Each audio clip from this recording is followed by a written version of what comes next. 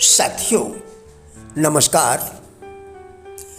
क्या मन को अंतर्मुखी बनाकर अपनी चित्त वृत्तियों को शांत किया जा सकता है? मैं राजेंद्र भाटिया आज इसी विषय पर आपके साथ वार्ता करूंगा। आत्मा के मूल स्वभाव के कारण ध्यान वास्तव में करना नहीं पड़ता है, बल्कि हो जाता है। लेकिन अपनी मूलभूत अवस्था में न होने के कारण अज्ञान जनित अभ्यास के चलते हम चित्त की वृत्तियों के अनुरूप विभिन्न मनोदशाओं से गुजरते रहते हैं। चित्त की गहराइयों में दबे पड़े कर्म संस्कारों के कारण नाना प्रकार के कर्मों या विचार भावों की लहरें जीवन के पटल पर उठती हैं, तो चित्त की तली पर कुछ दिखाई नहीं देता।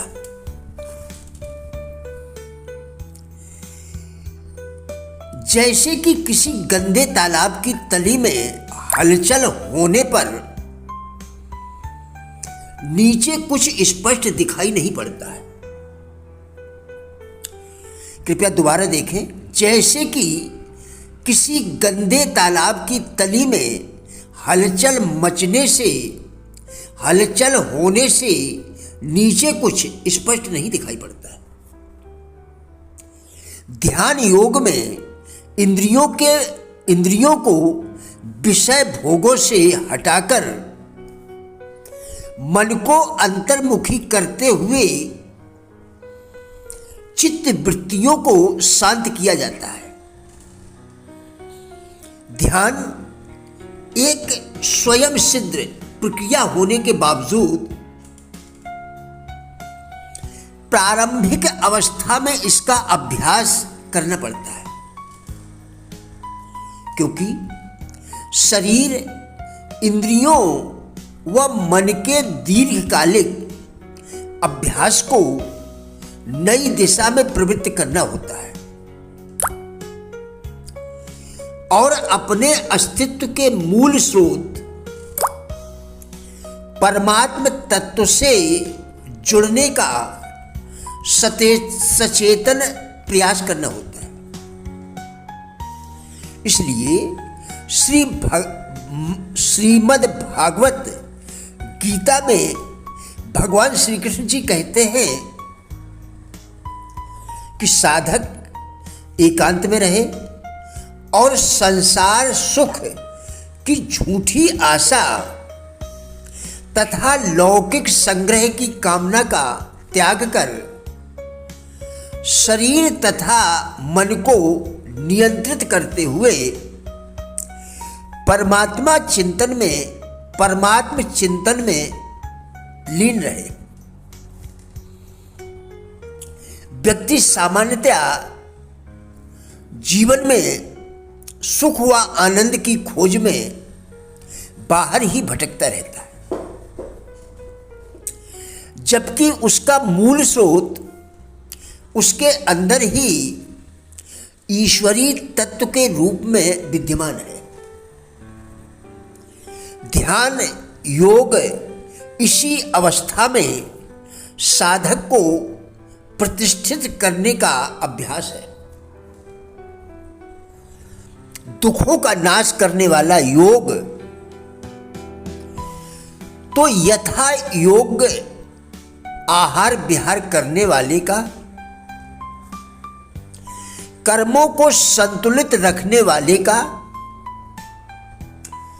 और यथा योग सोने तथा जागने वाले का ही सिद्ध होता है। कृपया दोबारा देखें। दुखों का नाश करने वाला योग तो यथा योग आहार विहार करने वाले का, कर्मों को संतुलित रखने वाले का और यथा योग सोने तथा जागने वाले का ही सिद्ध होता है। जिस प्रकार वायु रहित स्थान पर दीपक की लौ हिलती डुलती नहीं है और दीपक ठीक तरह से जलता रहता है, उसी प्रकार संयमित मन वाला योगी आत्मचिंतन में स्थिर रहता है। इस तरह शुद्ध मन आत्म तत्व को देख सकता है और बिना किसी कारण के आनंद में निमग्न रहता है। परमानंद की इस अवस्था में और कुछ पाने की इच्छा नहीं रहती। ऐसे में योगी व्यक्ति बड़ी से बड़ी आपदा या दुख से विचलित नहीं होता। गृहस्थ जीवन एवं सांसारिक जिम्मेदारियों को निभाते हुए हमें योगाभ्यास के लिए समय जरूर निकालना चाहिए।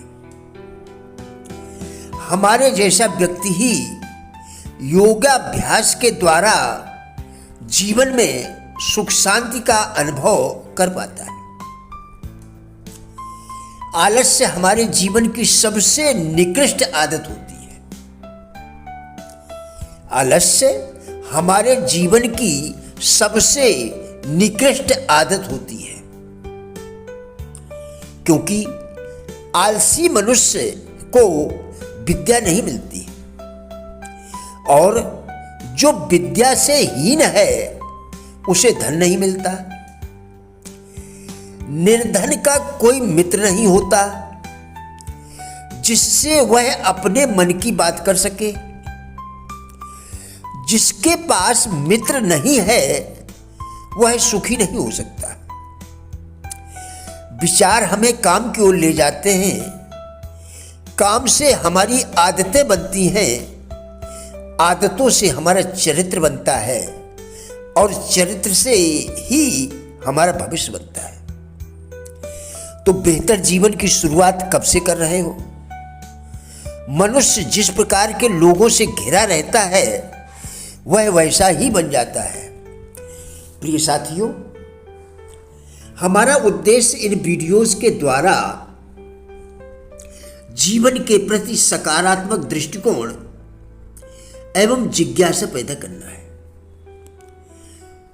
कृपया वीडियो पूरा देखकर विचार करें, क्या आपके लिए यह उपयोगी है? यदि हाँ, तो कृपया लाइक, शेयर व चैनल को सब्सक्राइब करके हमारा भी उत्साह बढ़ाएं। वीडियो देखने के लिए धन्यवाद।